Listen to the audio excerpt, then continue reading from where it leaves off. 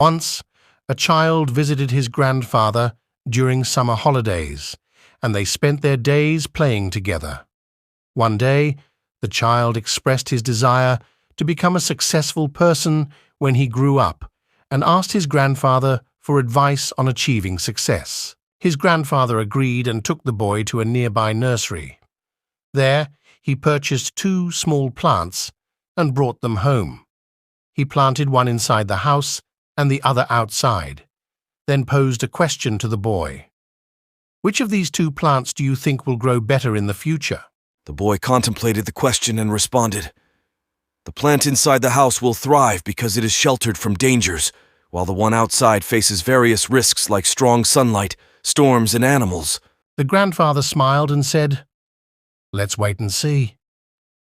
Years later, the boy returned to his grandfather and reminded him of his request for advice on success.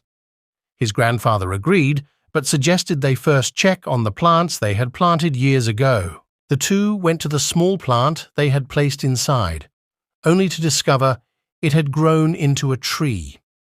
Then they visited the plant they had planted outside, which had transformed into a robust tree, providing shade to passers-by. The grandfather turned to the boy and asked, "Which plant has grown more? Which one is more successful?" The boy replied, "The plant we planted outside." "But how is that possible, Grandpa? It faced so many challenges." The grandfather smiled and explained, "The plant outside encountered obstacles, but dealing with these challenges had its advantages. It had the freedom to spread its roots and became stronger through the storms.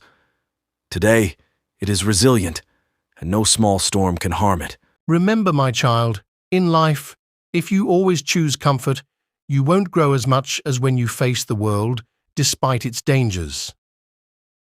No goal is impossible if you view problems not as obstacles, but as steps towards success. The boy took in a deep breath, gazed at the tree, and understood that the very obstacles in life could lead to strength and success.